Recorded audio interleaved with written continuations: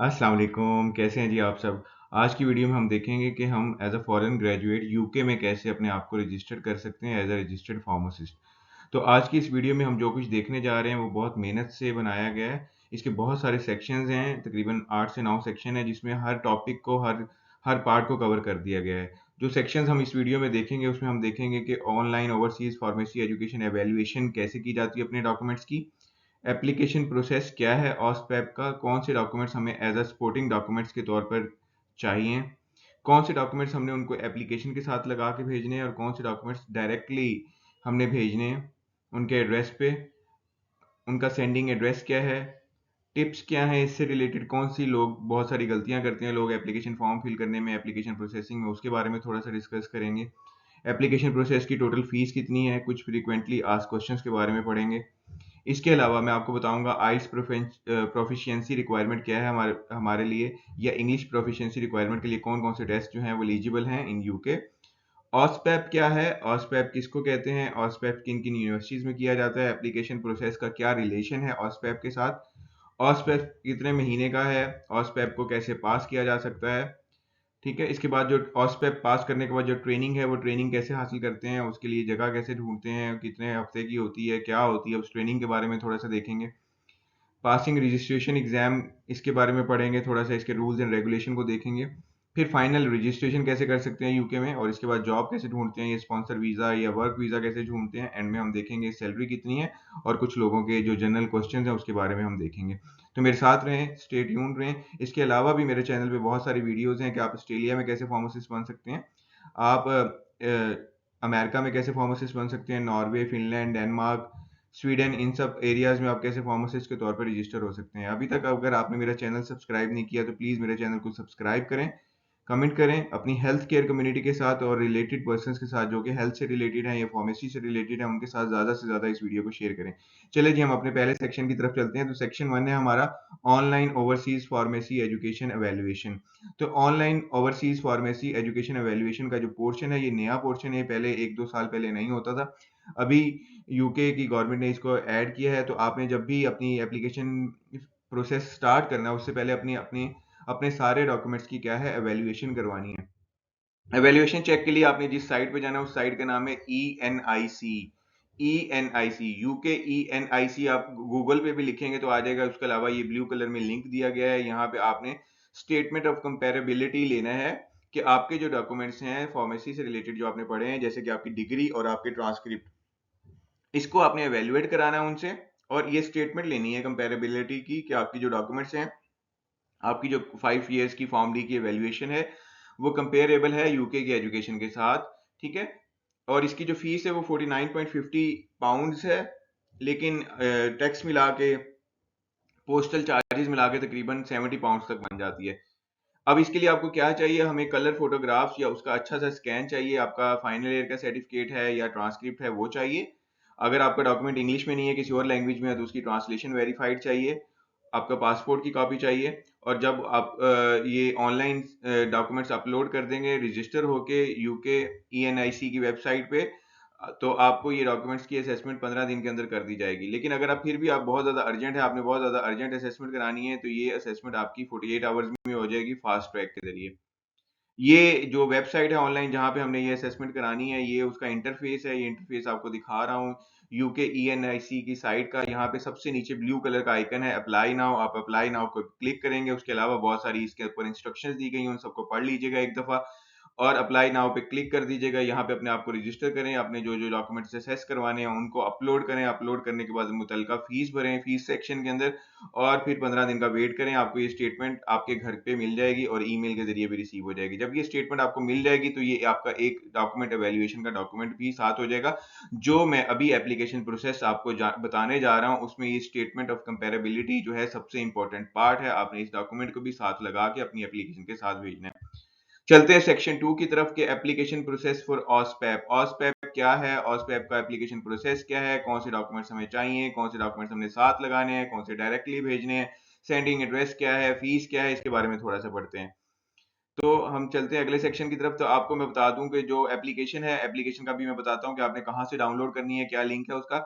हमें जो जो चीजें चाहिए, मेरी बाकी वीडियोस की तरह मैं तमाम सपोर्टिंग डॉक्यूमेंट्स को यहाँ एक ही जगह पे लिख रहा हूँ ताकि आपको बार बार आगे पीछे ना जाना पड़े।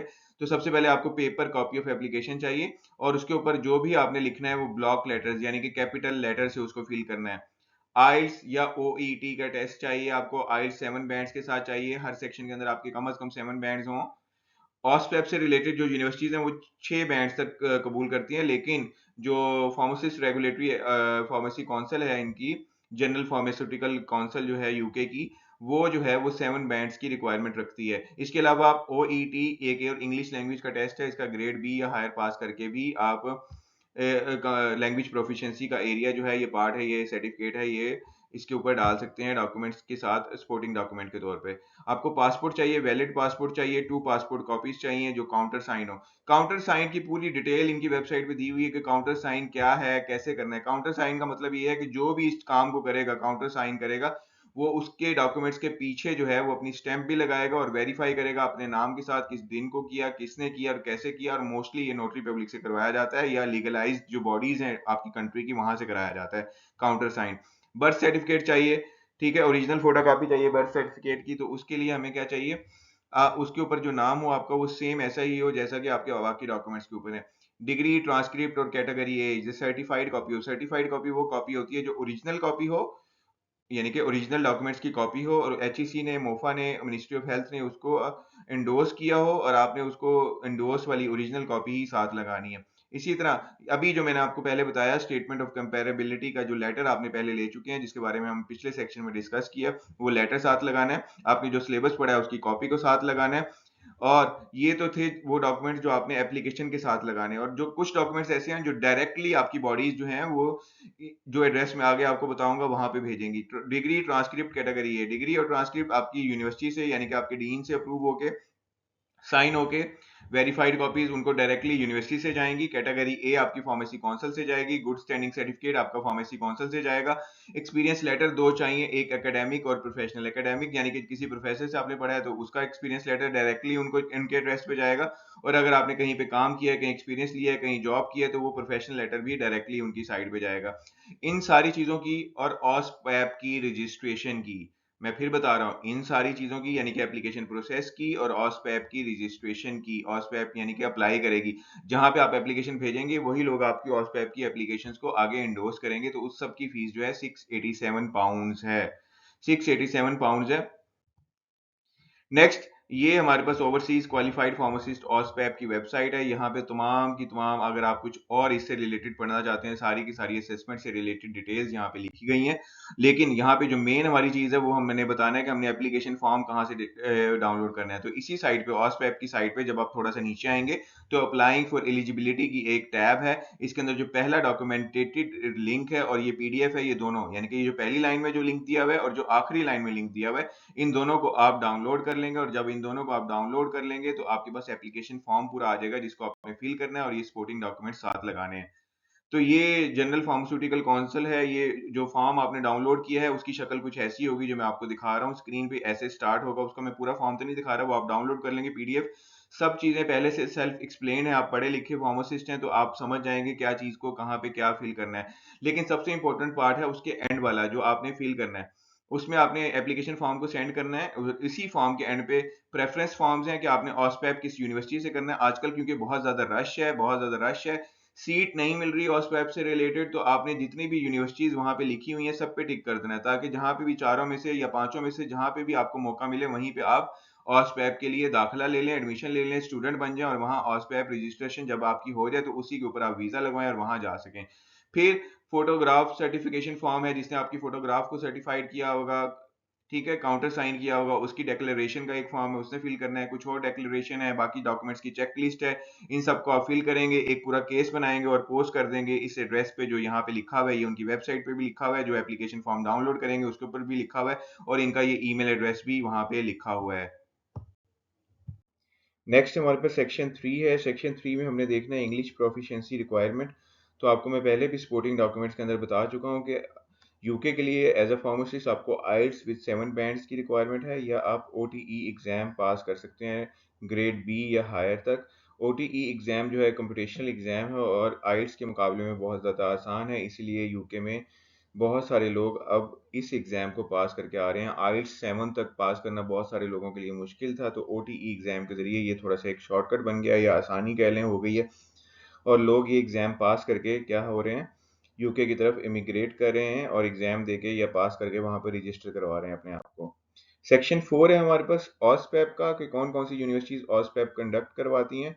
उसके बारे में देखेंगे। ऑस्पेप से रिलेटेड जितनी भी रेगुलेशंस हैं उनका लिंक नीचे दिया गया है। ऑस्पेप एक डिप्लोमा है जो 9 माह से 12 महीने तक का होता है और 9 माह से 12 माह के दरमियान में आपने जितनी भी वहाँ पे रेगुलेटरी बॉडीज़ या कोर्स कंटेंट है उस सबको पास करना होता है और पास करने के बाद आपने अपनी एक ट्रेनिंग करनी होती है। तो सबसे पहले ऑस्पेप को देखते हैं कि कौन-कौन सी यूनिवर्सिटीज़ ऑस्पेप करवा रही हैं। ऑस्पेप कराने वाली यूनिवर्सिटीज़ में ये कुछ यूनिवर्सिटीज़ के नाम यहाँ पे लिखे हुए हैं, जिसमें यूनिवर्सिटी ऑफ सुंदरलैंड जो है इसकी फ़ीस सबसे कम है। बाकियों की एवरेज फ़ीस तकरीबन 13,000 से 18,000 पाउंड्स तक है। और मैं आपको एक चीज़ और बताता चलूँ कि जितना भी ये प्रोसेस है वहाँ जाने तक का, वहाँ रहने का और ये सारी रिक्वायरमेंट्स पूरी तक करने तक का, तो ये सारा खर्चा आपने खुद करना है। ठीक है, ये सारा खर्चा आपने खुद करना है और इसी के अगर आपके पास इतने इनकम है या इतनी आपके पास गुंजाइश है तभी आप यूके को प्रेफर करें और ज़रूरी नहीं है कि आप 2023 में ही ऑस्पेप के लिए अप्लाई करें तो आपको 2023 में ही जगह मिल जाए ऑस्पेप पढ़ने के लिए वहाँ पे इन यूनिवर्सिटीज़ में, क्योंकि रश होने की वजह से आजकल जो सीट्स हैं वो 2023 और 24 की ऑलरेडी स्टक हो चुकी हैं। तो अगर आप अब अप्लाई करेंगे तो शायद आपको किसी भी यूनिवर्सिटीज़ में ऑस्पेप पढ़ने के लिए या ऑस्पेप का कोर्स डिप्लोमा करने के लिए 2024 में जगह मिले या 2025 में जगह मिले। कैरियर स्कोप क्या है कि एज अ रजिस्टर्ड फार्मासिस्ट आप ऑस्पेप पास करने के बाद क्या-क्या कर सकते हैं या रजिस्ट्रेशन करवाने के बाद क्या-क्या कर सकते हैं। आप कम्युनिटी फार्मासिस्ट के तौर पे काम कर सकते हैं, हॉस्पिटल फार्मासिस्ट के तौर पे काम कर सकते हैं, फार्मास्यूटिकल इंडस्ट्री में काम कर सकते हैं, एकेडेमिया में काम कर सकते हैं और डिफरेंट रेगुलेटरी बॉडीज़ के साथ भी जॉब कर सकते हैं। इसके अलावा अब हमारा सेक्शन 5 है कि जब हम ऑस्पेप का एग्ज़ाम पास कर लेते हैं तब हमने एक ट्रेनिंग करनी होती है। ये ट्रेनिंग 52 वीक्स की है, ऑलमोस्ट 1 साल की है। इस ट्रेनिंग के बाद भी आपका एग्ज़ाम होता है और उसके बाद आपकी प्री रजिस्ट्रेशन हो जाती है। तो ट्रेनिंग अंडर सुपरविजन की जाती है किसी न किसी फार्मासिस्ट मैनेजर के अंडर। तो फाउंडेशन ट्रेनिंग प्लेसमेंट जो है 52 वीक्स की है। ज़्यादातर लोगों को खुद ट्रेनिंग ढूँढनी पड़ती है या सुपरवाइज़र अपना जो जिसके अंडर में उन्होंने काम करना है उसको खुद ढूँढना होता है। लेकिन आजकल एक नया सिस्टम है जिसको ओरियल सिस्टम कहते हैं। ओरियल सिस्टम के तहत आप ऑनलाइन एप्लीकेशन को फिल करते हैं और इसी के तहत आपकी प्लेसमेंट की जाती है मुख्तलिफ प्लेसेस के ऊपर ट्रेनिंग के लिए। सेक्शन 6 है हमारे पास पासिंग रजिस्ट्रेशन एग्जाम। तो रजिस्ट्रेशन एग्जाम को पास करने के बाद यानी कि आपने ऑस्पेप को पहले पास किया, फिर आपने 52 वीक्स की ट्रेनिंग ली। अब आपने 52 वीक्स की ट्रेनिंग में जो कुछ भी सीखा है अब समझो उसका एग्जाम है। ठीक है, उस एग्जाम की असेसमेंट जो है वो साल में 2 दफ़ा की जाती है और इसकी 3 अटेम्प्ट्स होती हैं टोटल। ठीक है, 2 दफ़ा ये होता है, ये 1 सिटिंग पेपर होता है, 2 क्वेश्चन पेपर होते हैं इसके और उसी के आपने आंसर देने होते हैं और ये सब कुछ उसी से रिलेटेड होता है जो सेफ्टी से रिलेटेड फार्मेसी प्रैक्टिस है या आपने जो प्रोफेशनल फार्मेसी प्रैक्टिस की ट्रेनिंग में पब्लिक से डील करने से रिलेटेड जो कुछ भी सीखा है, तो ये सारा कुछ उसी से रिलेटेड होता है। साल में 2 दफ़ा ये एग्ज़ाम होता है और आपने एक ही सिटिंग में इसको पास करना होता है, 2 क्वेश्चन पेपर होते हैं इसके। इस एग्ज़ाम की पास करने के लिए या इसकी डिटेल जानने के लिए ये उसका ऑफ़िशियल लिंक दिया हुआ है pharmacyregulation.org। यहाँ पे आपने रजिस्ट्रेशन वाली टैब पे क्लिक करना है और रजिस्टरिंग फार्मासिस्ट पे क्लिक करना है और वहाँ पे आपने ओवरसीज़ नॉन क्वालिफाइड फार्मासिस्ट पे क्लिक करना है, तो आपको इससे रिलेटेड सारी की सारी इन्फॉर्मेशन मिल जाएगी। इस वेबसाइट का इंटरफेस यहाँ पे दिखाया गया है। अब आप यहाँ पे आप डिफरेंट तरह के रूट्स को पढ़ सकते हैं कि आपने ऑस्पेप भी पास कर लिया है, 1 साल यानी कि 52 वीक्स की ट्रेनिंग भी पास कर ली है। इन दोनों से रिलेटेड जितने भी एग्ज़ाम्स हैं उनको भी क्वालिफ़ाई कर लिया है। अब आपने फाइनल रजिस्ट्रेशन करनी है, तो फाइनल रजिस्ट्रेशन के लिए ये लिंक है, यहाँ से आप डिटेल लेते हैं, यहाँ पे रजिस्टर होते हैं। जनरल फार्मास्यूटिकल काउंसिल में अपने आप को रजिस्टर करवाते हैं। जब आप रजिस्टर्ड हो जाते हैं, तो आप रजिस्टर्ड फार्मासिस्ट कहलाते हैं यूके के अंदर। अब कुछ टिप्स हैं, फ्रीक्वेंटली आस्क्ड क्वेश्चंस भी हैं कुछ। टिप्स ये हैं कि आप जब भी एप्लीकेशन फॉर्म को फिल करें तो उसके नीचे जितनी भी यूनिवर्सिटीज़ दी गई हैं, क्योंकि अवेलेबिलिटी बहुत कम है, उन सारी की सारी अवेलेबिलिटीज़ को चेक कर दें ताकि आपको किसी भी यूनिवर्सिटीज़ में जल्द से जल्द जहाँ पे भी जगह मिलती है आप वहाँ पे अपने आपकी एप्लीकेशन प्रोसेस करवा दी जाए।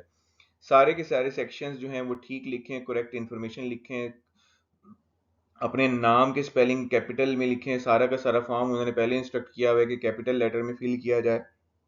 अगर कोई भी एप्लीकेशन किसी भी जगह पे इनकम्प्लीट होगी तो वापस कर दी जाएगी, और इसके अलावा आपने जितनी भी 749 पाउंड जो फीस भरी होगी वो भी वापस नहीं की जाएगी।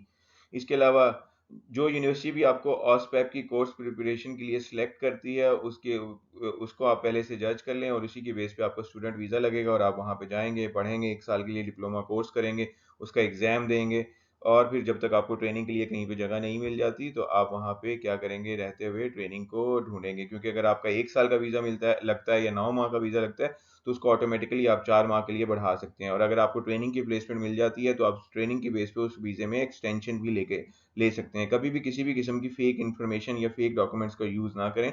जहाँ पे भी आपकी डॉक्यूमेंटेशन लगाई गई है, वहाँ पे जिसने भी उस चीज़ को बनाया है, कब बनाया, आपका नाम, आपकी जो पूरी डिटेल है वो करेक्ट लिखे, करेक्ट स्पेलिंग्स के साथ लिखे, ताकि आपकी वैलिडेशन और वेरिफिकेशन आसान हो। बहुत सारे लोगों का ये क्वेश्चन होता है कि हमने अभी फॉर्म डी की है, क्या हम अप्लाई कर सकते हैं, हमारा कोई एक्सपीरियंस नहीं है। जी हाँ, आप अप्लाई कर सकते हैं। फ्रेशर्स जितने भी हैं वो सारे के सारे विदाउट एक्सपीरियंस अप्लाई कर सकते हैं। सिर्फ एक रीज़न है कि आपने जब अपनी डिग्री की, और डिग्री लेने से जब आपने इस एप्लीकेशन को स्टार्ट किया, उस स्टार्ट तक के गैप में आपने क्या क्या किया, उनकी पूरी डिटेल उनको बतानी पड़ेगी कि आपने कहाँ पे अपना टाइम सर्व किया, और आपने फार्मेसी से रिलेटेड कितना एक्सपीरियंस उस ड्यूरेशन में हासिल किया, अपनी डिग्री से लेकर जब तक आपने अप्लाई नहीं किया, चाहे वो 1 दिन है, चाहे वो 1 माह है, चाहे वो 1 साल है। बहुत सारे लोग ये भी कहते हैं कि मेरी बी फार्मेसी है, मेरी 4 साल डिग्री है, मेरी 3 साल डिग्री है, या 3 साल से अबव डिग्री है कोई सी भी, क्या हम अप्लाई कर सकते हैं या नहीं कर सकते? जी हाँ, आप ज़रूर अप्लाई कर सकते हैं, बशर्ते कि आप आगे क्वालिफिकेशन जब अपनी एवेल्यूएशन करवाएं, तो उस एवेल्यूएशन के दौरान आपकी डॉक्यूमेंटेशन जो आप या आपने जो सिलेबस पढ़ा है वो आपकी क्वालिफाइंग एक क्राइटेरिया में आ जाए, जो आपको मैंने सेक्शन 1 में बताया है, और उसके बाद आप ऑस्पेप कंप्लीट करें, और उससे रिलेटेड जो हमने स्टेप्स पढ़े हैं उन सबको बारी बारी कंप्लीट करें, और फिर आगे आप रजिस्टर हो जाएं। नेक्स्ट है फाइंडिंग जॉब्स, वर्क वीज़ा और स्पॉन्सर वीज़ा। तो आप गूगल पे बहुत सारी जगह पे स्पॉन्सर्स ढूंढ सकते हैं। जैसे ये मैंने इंडीड पे अपने लिए स्पॉन्सर ढूंढा, तो इंडीड वाली जो साइट है वर्क ढूंढने के लिए, या लिंक्डइन वाली जो साइट है, तो यहाँ पे स्पॉन्सरशिप वीज़ाज आपको फार्मेसी मैनेजर के तौर पे या जॉब के तौर पे आसानी से मिल जाते हैं। इवन अगर आप ऑस्पेप एग्जाम पास कर लेते हैं, आपकी अभी फाइनल रजिस्ट्रेशन भी नहीं हुई होती, तभी आपको स्पॉन्सरशिप इजीली मिल जाता है। मैं फिर बता रहा हूँ, स्पॉन्सरशिप हासिल करना आज भी बहुत ज़्यादा आसान है। यूके में रहते हुए अगर आपने ऑस्पेप क्लियर कर लिया, ऑस्पेप से रिलेटेड ट्रेनिंग को क्लियर कर लिया है, तो उसके बाद फाइनल रजिस्ट्रेशन से पहले ही आप स्पॉन्सरशिप हासिल कर सकते हैं, और स्पॉन्सरशिप से रिलेटेड वीज़ा भी अटेन कर सकते हैं। इसके अलावा बहुत सारी ऑनलाइन साइट्स हैं, जैसे टेस्को कैरियर्स है, यहाँ पे आप फार्मेसी से रिलेटेड जॉब्स को ढूंढ सकते हैं, या यूके के अंदर जितनी भी फार्मेसी से रिलेटेड फार्मेसीज हैं वहाँ पे भी ढूंढ सकते हैं। नेक्स्ट सेक्शन है हमारा 8, 9 और 10, वीज़ा कौन कौन सा ले सकते हैं, सैलरीज कितनी है, कुछ क्वेश्चंस और हैं, उसके बारे में थोड़ा सा डिस्कस करते हैं। अभी तक अगर आपने मेरे चैनल को सब्सक्राइब नहीं किया तो प्लीज़ मेरे चैनल को सब्सक्राइब करें, लाइक करें, शेयर करें, कमेंट करें, और ज़्यादा से ज़्यादा अपनी कम्युनिटी के साथ ये इन्फॉर्मेशन शेयर करें। वीज़ा ऑप्शंस आपके पास बहुत सारी हैं। स्टूडेंट वीज़ा है आपके पास, स्टूडेंट वीज़े के बाद यूके ग्रेजुएट हो जाते हैं आप, यूके ग्रेजुएट वीज़े के तौर पर आपके वीज़े में एक्सटेंशन कर दी जाती है। इसके अलावा अगर आपको कोई स्पॉन्सर वहाँ पे मिल जाता है, तो स्पॉन्सर के लेटर के ऊपर भी आपको वीज़ा मिल जाता है। स्किल्ड वर्कर वीजा की कैटेगरी के अंदर आजकल बहुत सारे लोग जा रहे हैं, क्योंकि बहुत सारे लोग क्या करते हैं, स्टूडेंट वीजा पे नहीं जाते, इंग्लैंड पहुंच जाते हैं या लंदन में पहुंच जाते हैं, किसके ऊपर, स्किल्ड वर्कर के तौर पर। क्योंकि यूके में ये जो हमारी फार्मासिस्ट की कैटेगरी है स्किल्ड वर्कर के अंदर आ रही है, और स्किल्ड वर्कर के अंदर जो फर्दर जो कैटेगरी है वो शॉर्ट वर्कर्स है, मतलब ऐसे लोग या ऐसे प्रोफेशनल जिनकी वहां पे अभी कमी है। तो इस कमी के अंदर जब तक इस कैटेगरी के अंदर जब से फार्मासिस्ट को डाला है, तो बहुत सारे लोग स्किल्ड वर्कर्स के तौर पे वीज़ा लगवा के वहाँ जा रहे हैं, और बाकी सारा प्रोसीजर वहीं जाके करते हैं, लेकिन अपने डॉक्यूमेंट्स अपनी कंट्री से वो पहले से सब रेडी करके जाते हैं। टायर 5 वीज़ा है हमारे पास, गवर्नमेंट अथोराइज, अगर आपके पास कोई जॉब है तो उसके जरिए आप हासिल कर सकते हैं। Tyre 5 visa youth mobility plan के तौर पर हासिल कर सकते हैं, अगर आपकी एज कम है और कम्पिटेंट है, स्किल्ड वर्कर है।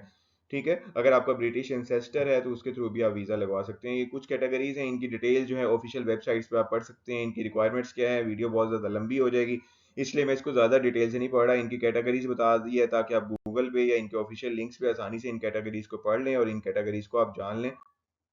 नेक्स्ट, एवरेज सैलरी कितनी है फार्मासिस्ट की, तो 23.95 पर आवर पाउंड्स के हिसाब से चलती है, 46,000 से अबव है पर ईयर। और मैक्सिमम स्टेट्स के अंदर जब आप थोड़ा सा एक्सपीरियंस हो जाते हैं तो आपकी सैलरी 57,000 पाउंड्स पर ईयर तक भी जाती है।